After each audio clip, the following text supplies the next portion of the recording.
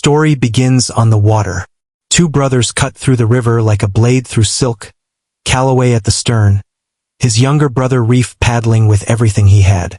They surged past their rivals with a precision that looked almost effortless, and when the bow crossed the finish line, the crowd erupted. The cheering rolled across the bank like a wave, and for a moment the two brothers just looked at each other, grinning, breathing hard, knowing without saying it that this was one of those afternoons that would live in memory. A boy named Draven, chest heaving and pride badly bruised, pointed a steady finger at Calloway. Next time, he said, luck won't be enough. Reef flashed his medal directly in Draven's face and grinned wider. The brothers walked away together, shoulders touching, the way brothers do when the world feels entirely theirs. Every evening, when the harbor cannon fired at sunset, Calloway and Reef would stand at the dock and watch the tall ships rock gently on the tide. They talked about the places those ships had been, the open Pacific, the Mediterranean, the cold green waters of the North Atlantic. They named the vessels. They argued about which routes they'd take. They would go together one day. That was always the plan. It had been the plan for as long as either of them could remember. At Calloway's graduation, he was awarded a sailing scholarship captain of the school's rowing team, a distinction that earned a standing ovation and a handshake from the headmaster that lasted a beat too long. His friend Stellan pulled him aside afterward, beaming, and told him that he and Beckett were shipping out to a naval base the following week. He asked Calloway to come see them off. Calloway said he would, and he meant it. That same night, after the cannon fired its familiar boom across the harbor, Calloway made Reef a promise. Every day, when they heard that sound, he would meet him for exactly 1 hour of baseball practice. Just the two of them. Reef could make his dream team if he worked for it. Calloway believed that without reservation. But there was one condition. Reef had to show up, every single day, on time. No exceptions. Reef agreed without hesitation. They shook on it like men. Their mother, worn thin from a double shift and already late, asked Calloway to stay home with his brother before rushing out to catch the last bus. But the pull of Stellan's farewell was stronger that night than good judgment. Calloway slipped out and ran directly into Reef on the street, who talked him into a detour, dropping him at a friend's house to catch a baseball game on television. They drove through the quiet evening and laughed and argued the way only brothers do, Calloway playing the steady older one while Reef pushed every boundary available to him. The drive was easy. The night was clear and ordinary. Then a distracted driver drifted into their lane. The impact was sudden and absolute. Metal folded. Glass scattered. In the wreckage, Calloway slipped into something between sleep and death, and in that space he saw Reef, bloodied and frightened, reaching across the dark for him. "Don't leave," Reef said. His voice was very young. "Don't you dare leave me." The paramedics worked 3 full rounds of electric shocks before Calloway finally gasped back to life. And when he did, the first thing they told him was that Reef hadn't made it. He was the only one left. At the funeral, Calloway refused to surrender his brother's baseball glove. He held it pressed against his chest through the entire service, through every eulogy and every kind hand placed on his shoulder. And when it was over, he walked away without speaking to anyone. He walked until he heard the cannon, that same sound, that same hour, indifferent to everything that had changed, and then he ran. He ran into the treeline at the edge of the cemetery, and the memories of the crash came at him all at once, merciless and vivid. He collapsed in the dirt and shook with grief so immense it had no proper name. And then Reef was there, standing in the filtered golden light between the trees, just as solid and real as he had ever been. He said nothing about the accident. He simply looked at his brother and reminded him of the promise. Calloway wiped his face with the back of his hand and swore he hadn't forgotten. He would be there, every evening, every single one, no matter what. 5 years passed. Calloway still worked at the cemetery, trimming, tending, keeping things in order with the quiet dedication of someone who had made peace with small, consistent work. He had built a sealed life around his grief, and it suited him in the way that a too small room eventually starts to feel like home. His colleague Theron teased him daily, placing the full blame for some ongoing goose conflict squarely on Calloway's shoulders. He pointed out the apparent ringleader Bird with the gravity of a seasoned detective naming his prime suspect. Calloway laughed, the real kind, the kind that still caught him off guard. He invited Theron to an anniversary party that weekend. Go meet someone, he said. You're turning into a headstone yourself. That afternoon, a woman came moving quickly across the grounds, sharp-eyed, clearly unhappy, with the posture of someone who expected things to be done correctly the first time and found it bewildering when they weren't. Her name was Renley. She directed her frustration at Theron regarding the overgrown flowers on her father's grave. Then she noticed Calloway, and something shifted almost imperceptibly in her expression. She softened, not completely, but enough. She repeated her request in a different register entirely, politely and directly, and left without looking back. Calloway returned to his rounds. And then, walking a familiar row of graves, he stopped. Stellan was there, or the shape of him, standing easy beside a headstone, the same grin, talking the same way he always had. They spoke like 5 years was a weekend. Calloway told him his mother had moved to Portland. Told him Beckett was here too, somewhere in this same quiet ground. Theron watched from a careful distance, deeply uneasy, because as far as he could see, Calloway was speaking to no one at all, just talking to open air between the stones. Neither Stellan nor Beckett had come home from the war. They never would. Every evening when the cannon fired, Calloway ran into the forest. He brought a glove and a ball and sometimes a toy that particular week, a remote control airplane specifically designed to terrorize the geese, which it did admirably. He and Reef played and argued and laughed, and Calloway would recount everything that had happened since the day before, as though no day was truly complete until Reef had heard it. The mundane details mattered. The geese, a conversation with Theron, what he'd eaten for lunch. Reef wanted all of it. When the hour was up, Reef was simply gone, not dramatically, just absent, the way a dream dissolves when you reach for it. And Calloway walked home alone, the way he always did, the glove hanging from his hand. One afternoon in town, he nearly collided with a man he hadn't thought about in years. Florio, the paramedic who had been in that ambulance, who had worked those 3 rounds of paddles until Calloway finally came back. He was thinner now, considerably so, and his eyes carried the particular quality of someone who had stopped pretending that time was unlimited. Cancer, he said, with the matter-of-fact calm of a man who had already done his grieving and arrived somewhere quieter on the other side of it. He bought Calloway a coffee and asked one question, unhurried and direct. What are you doing with the time you were given? Calloway looked at his cup and did not have a good answer. Walking out of the cafe into the afternoon light, his attention snagged on a sleek sailboat sitting proud at the harbor. Reporters crowded the waterfront with cameras and recorders. There was a transoceanic race being organized, a serious, grueling crossing, and the early favorite was Renley. She stood among the crowd answering questions with the economy of someone who had no patience for wasted words. She didn't perform for the cameras. She simply existed in front of them, entirely at ease, entirely herself. When the cannon fired, Calloway was already turning toward the forest. That night, he told Reef about her. His voice had a different quality when he spoke her name, lighter, moving a little faster than usual. He stayed a few minutes past the hour before catching himself. On the walk home, he pulled out his notebook and sketched a boat design he'd been turning over in his mind, something suggested by the curve of a whale's tail and the clean lines of Renly's hull. He brought the sketch to the harbor and sat under a lamp to refine it, working until the details felt right. Theron found him there and pulled him to the anniversary party. He went. Theron's wife, a determined and optimistic woman, attempted to pair him with a quiet guest named Saoirse. The conversation was pleasant and led absolutely nowhere. And then Draven appeared, older, louder, still carrying that same belligerent energy like a coat he'd never bothered to take off. He ordered drinks nobody wanted and filled the air with jokes that had no business being told. Calloway spotted Renley across the bar, sitting with Tink, her weathered, careful stepfather and coach, studying a weather map with the expression of someone about to make a decision they both knew was wrong.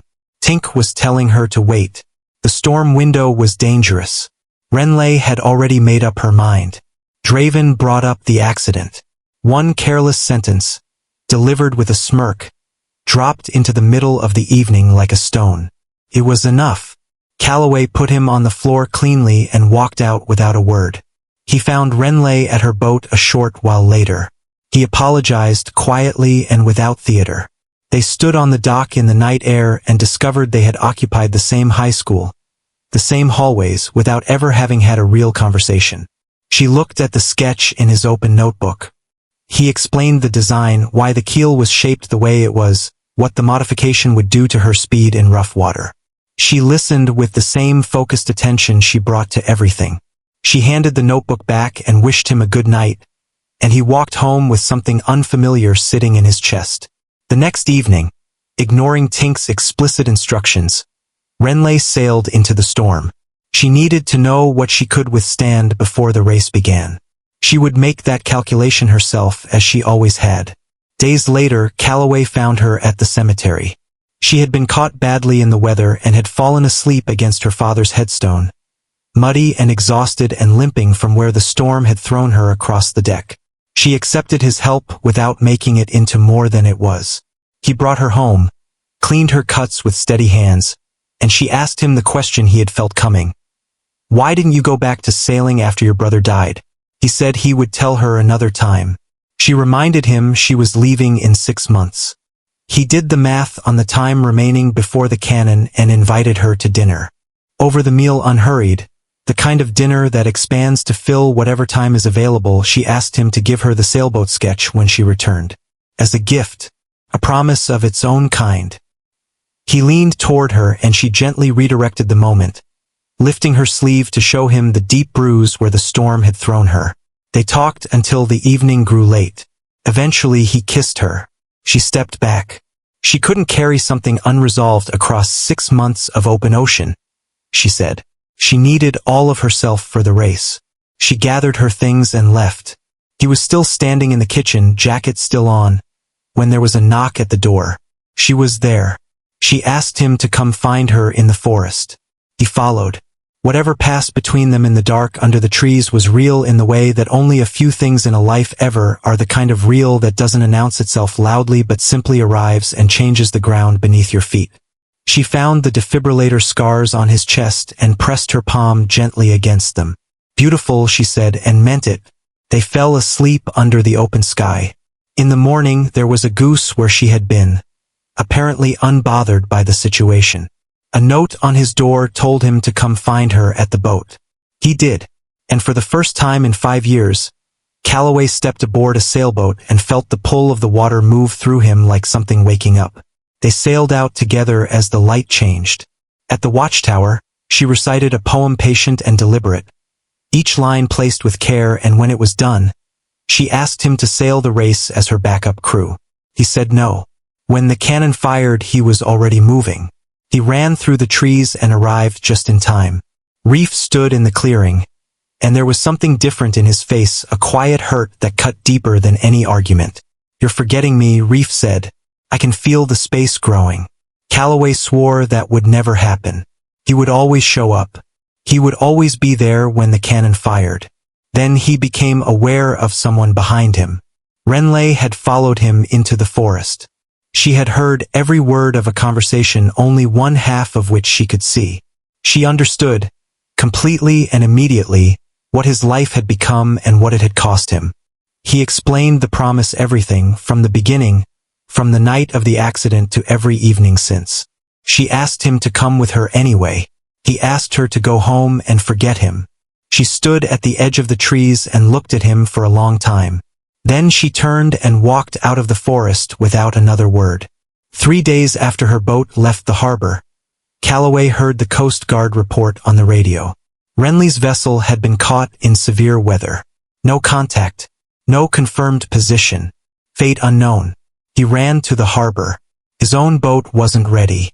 There was nothing to do but walk to her father's grave, and when he arrived, Renly was already there, thin and frightened. The way Reef had looked in that space between life and death years ago.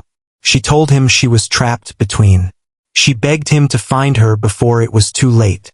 He came apart quietly, the way people do when grief is no longer new but simply returns, reliable as weather. He went home and moved through the rooms like a storm himself, the grief turning physical, turning to wreckage. When the cannon fired, he went to the forest and told Reef everything. His brother sat with him in the dark and said nothing for a while. Then he placed a steady hand on Calloway's shoulder. A few days later, Florio's wife came to the door. Her husband was gone. Peacefully, she said, at home. In his final hours, he had asked her to bring Calloway his Star of David necklace. She pressed it into his palm and told him that Florio had believed in him, specifically and without reservation, from the night he had brought him back. He thought Calloway had been saved for a reason. He thought the reason was still ahead of him. Calloway turned the necklace over in his hand. There was writing on the back. Renly's handwriting. A set of coordinates and a date. He went to Tink and asked for the ship. Tink refused with the particular contempt reserved for people who seemed to be wasting everyone's time. He walked away to run an errand, which turned out to be exactly long enough for Calloway and Theron to get the vessel moving. Tink arrived at the dock at a dead sprint, made it aboard by inches, and spent the first hour at sea loudly expressing his feelings on the matter. But when Calloway described where he thought she was the coordinates, the way that specific storm system would have pushed a vessel of her size, something in Tink's face shifted. He sat down. He listened carefully. He looked at the horizon for a long moment. Then he nodded. They set course together. 16 hours out, Tink told Calloway to get some rest. Calloway went to the stern and sat with the wake spreading out behind them. The sun dropped. Somewhere on shore, the cannon fired. In the forest, Reef waited. Then he understood. From somewhere across the dark water, Calloway told his brother he was sorry. He said that they would always be brothers, that no distance and no decision could undo what they were to each other, that the love between them was not a debt requiring payment every evening. It was simply there, the way the water was there, the way the sky was there. Reef smiled, the same smile from every race and every rainy afternoon playing baseball in the mud. He let the forest go. He dissolved into light, quiet and complete, and after 5 years, he was finally at peace. A comet drew a bright, deliberate line across the sky, precise as a compass heading. Calloway adjusted course and held it steady. They found debris first, then the broken remains of the hull, scattered across a rocky inlet. Theron stood beside him and listed every reason this was impossible: the water temperature, the rocks, the time elapsed. Calloway listened politely and then dove anyway. He fought the current through the dark and the wreckage, forcing his way into a sea cave where a partial section of the hull had lodged against the rock and created a small, impossible pocket of air. She was there. He pulled her out. He got her to the surface. He got her home.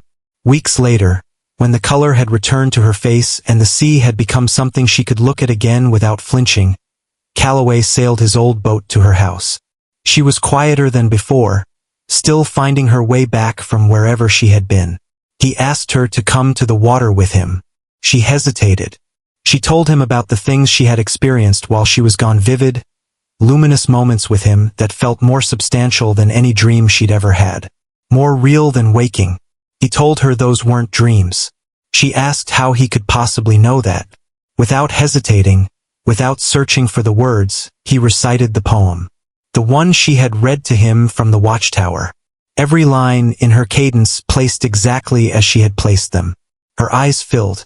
She stood very still for a moment that stretched long and quiet between them. Then she took his hand, and they walked together to the dock, and together they set sail toward the open horizon. No fixed destination, no race to win, no promise owed to anyone but each other. Ready, finally, to go wherever the water carried them. The horizon, as always, was waiting. If the story stayed with you, if it moved something in you, even a little, go ahead and hit that like button. It genuinely helps more than you might think.